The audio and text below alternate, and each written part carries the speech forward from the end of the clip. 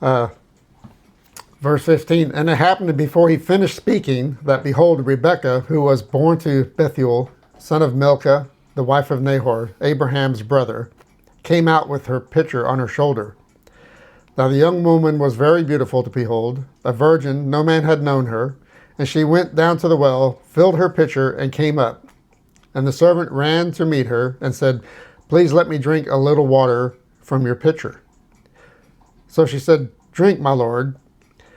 Then she quickly let her pitcher down into her hand and gave him a drink. And when she had finished giving him a drink, she said, I will draw water for your camels also until they have finished drinking. Okay, it wasn't a sip. Then she quickly emptied her pitcher into the trough, ran back to the well to draw water, and drew for all of his camels, all 10 of them. And the man, wondering at her, remained silent so as to know whether the Lord had made his journey prosperous or not. So this woman, and we talked about this a little bit earlier, is going back and forth from the well to where he's at, because he had the camels outside an area from where the well was at. 10 camels getting all the water that they needed to drink. So you have some scholars saying that from 3 years old to 14 years old. Yeah. It's physically impossible for a 3-year-old to do something like that, for one thing. Because how much did these pitchers weigh? Just empty. Yeah. Because they were made of stone, correct? Most likely. Most likely. Maybe wood. Could be wood. Uh, Most likely stone. Especially since this is Haran and there's barely any trees at all. Okay. Then, however much water was held in those pitchers, we'll just say 3 gallons. Okay. 24 pounds of water plus the weight of the pitcher was probably at least 5 pounds, I would think.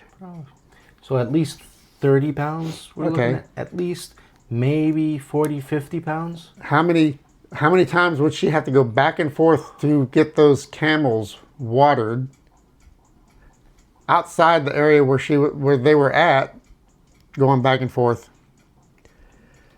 Physically impossible for a 3-year-old, physically impossible for an 8-year-old, physically impossible most likely for a 10-year-old to even do that. Yeah. And I bring this up because Islam, we have ridiculed the fact of Muhammad marrying a 6-year-old or whatever. So they want to turn their tables around and say that, well, Isaac married a 3-year-old. The stupidity in that is just overwhelming. And she couldn't have been predetermined for Isaac because they didn't know who he was. Yeah. Or the time period in which he was going to be wanting a wife. Yeah. So a lot of that does not add up. In my personal opinion, I think it'd be very hard for a 14-year-old to do this task. Yeah. And if you're like any 14-year-old, they would get very tired of doing something that would seem monotonous and worthless. Yeah, I mean, depending on their upbringing, of course, and everything. Yeah. And Rebekah is a special type person because, like you said, she's very hospitable, very kind, the type of person who would finish the task. In my mind, she's a lot like a country girl. A lot like a good old Southern belle that grew up on a farm. Like, not the dress fancy, attend balls kind of, antebellum Southern belles that a lot of people think about. But, the good old country girl that grew up down in the holler and, worked on the farm since she could do anything. So she probably was a lot stronger than even boys her age today. But yeah, I would have to agree with you. She was probably around 16, which is the general age for somebody to have gotten a woman to have gotten married then.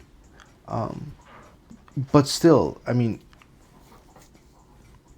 the head she has on her shoulders at that age, and the physical strength she has, it's just outstanding. The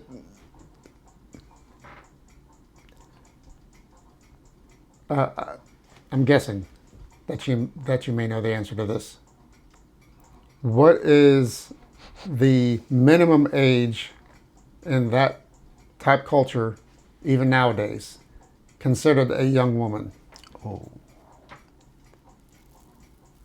Are we talking about Israelite culture or Middle Eastern culture? Yes. Give us both. I mean, for Israelite culture, like I said, it'd probably be between 14 and 16 is like when somebody would have been a young woman. Mm-hmm. In the Middle Eastern culture, till this day, for example, in Iran, a man can marry a 9-year-old. Like, in Islamic lands, the majority of the Middle East, 9 to 14 is when, you know, the moment you get your period is, oh, you know, you're old enough to breed now, so you're old enough to get married. Okay, I just asked that because it said that she was a young woman. Yeah. So I mean, I didn't. this is before the perversion of Islam. Like, Oh yeah, several hundred. several Or thousand, several thousand years, years. before Islam. Uh-huh. So I wouldn't use Islam to compare because, yeah, I mean, I'll say it. They're whacked, but yeah, beyond whack. and I have my personal opinion of why a 40-year-old would marry a 9-year-old, but I will not go into that. Yeah. But I was just curious, you know, because around here we would normally call a girl, like you said, 14 and up, maybe a young woman.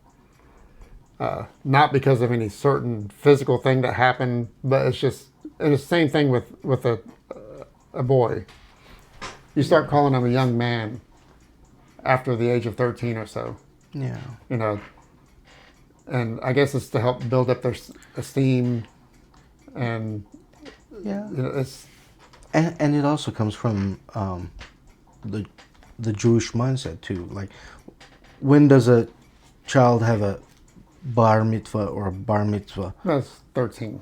When he The turns boy 13. will have it at 13. The girl will have it at 12. Okay. And that's when they're considered old enough to start obeying, fulfilling the commandments. You know, so now they have the obligation to fulfill the commandments, even though they're not at the age of reason till they're 20, past 20. They're still, you know, old enough to start following the rules and regulations that God put in place. So, yeah.